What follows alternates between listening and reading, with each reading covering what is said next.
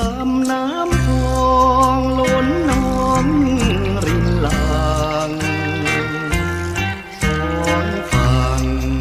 สะพรั่งด้วยมวลพฤกษาน้ำหลากงามยามแลงเพลินตาเบิ่งท้องนาสาวบ้านป่างามพิงละออโอ้สาวเอ๋ยภายเลยงามเท่าขอเว้า